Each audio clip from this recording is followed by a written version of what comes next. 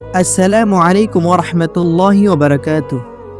প্রিয় বোন, কখনো কি গভীর রাতে নিজেকে প্রশ্ন করেছ, আমি কি ভুল পথে আছি? আমার জীবনেই কেন এত কষ্ট?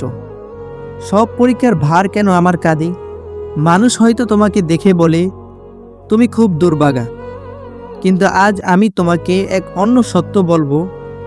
যাকে আল্লাহ ভালোবেসেছেন তাকে তিনি কখনো অর্থহীন কষ্ট দেন না। আল্লাহ যাকে ভালোবাসেন তাকে তিনি গড়ে তোলেন, পরিশুদ্ধ করেন আর শক্ত বানান। আর সেই গড়ে তোলার পথেই আসে চারটি বিশেষ কষ্ট, যেগুলো পাওয়া মানেই আল্লাহ তোমাকে নিজের খুব কাছের বানাতে চান। চলুন একে একে সেগুলো শুনি। প্রথম কষ্ট, বারবার হৃদয় ভেঙে যাওয়া। হ্যাঁ বোন, আল্লাহ যার হৃদয়কে নিজের দিকে ফেরাতে চান তাকে মানুষের মাধ্যমে বারবার ভাঙেন। তুমি অনেককে বিশ্বাস করেছিলে, সে বিশ্বাস ভেঙে গেছে। যাকে নিজের ভেবেছিলে সে দুঃসময়ে পাশে থাকেনি। যার উপর ভরসা করেছিলে সে তোমাকে অবহেলা করেছে। তুমি চোখের পানি লুকিয়ে বলেছ, হে আল্লাহ, আর পারছি না। কিন্তু তুমি জানো কি আল্লাহ বলেন, আমি ভাঙ্গা হৃদয়ের মানুষের সাথেই আছি। এই ভাঙ্গা হৃদয় তোমার দুর্বলতা নয়, এটা তোমার নির্বাচিত হওয়ার আলামত। আল্লাহ তোমাকে মানুষের দরজা থেকে সরিয়ে নিজের দরজায় সামনে বসাতে চান। মানুষের উপর ভরসা ভাঙ্গার মাধ্যমেই তিনি তোমাকে শিখাচ্ছেন আসল ভরসা শুধু আল্লাহ। তাই বোন, এই কষ্ট শাস্তি নয়, এটা আল্লাহর টান, আল্লাহর ভালোবাসার ইশারা। দ্বিতীয় কষ্ট, দোয়া দেরিতে কবুল হওয়া। তুমি কত দোয়া করেছ, হে আল্লাহ আমার নিকাহ সহজ করে দাও, আমার জীবনে শান্তি দাও, আমার রিজিক বাড়িয়ে দাও। কিন্তু সময় যায়, দোয়ার উত্তর দেরি হয়। মনে হয় আল্লাহ কি আমাকে শুনছেন না? শোনো বোন, আল্লাহ যার দোয়া দেরিতে কবুল করেন তার দোয়া তিনি চাওয়ার চেয়ে সুন্দর করে সাজান। কারণ আল্লাহ জানেন তোমার ক্ষুদ্র চাওয়া আর তার অসীম পরিকল্পনা এক নয়। কিছু নারীকে আল্লাহ সময় নিয়ে গড়ে তোলেন, কারণ সামনে তাদের বড় দায়িত্ব আছে। তাদের জীবন হবে দোয়া কবুল হওয়ার জীবন্ত উদাহরণ। তাই দোয়া দেরি হলে ভেঙে পড়ো না। জেনে রেখো আল্লাহ তোমার জন্য সেরাটাই সংরক্ষণ করেছেন।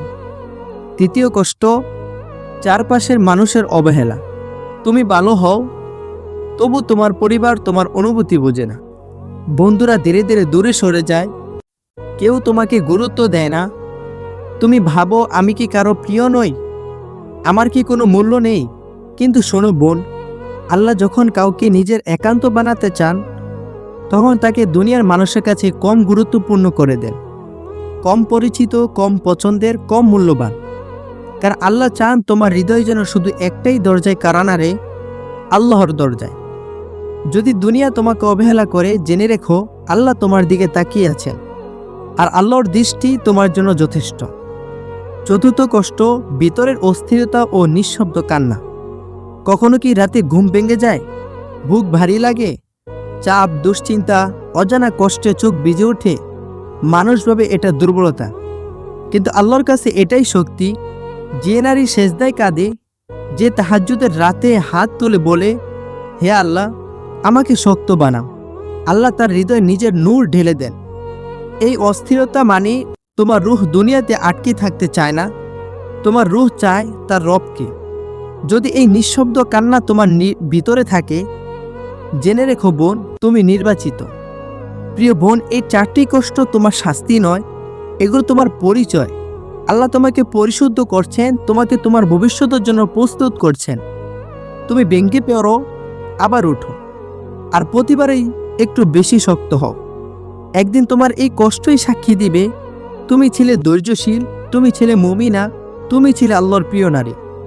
হে আল্লাহ, এই মুহূর্তে যে বোন এই কথাগুলো শুনছে তার হৃদয়ের সব কষ্ট দূর করে দাও, তার দোয়া কবুল করে নাও, তার জীবনে নূর, সাকিনা ও রহমত ঢেলে দাও। তার চোখের পানি যেন আনন্দের কান্নায় বদলে যায়। আমিন।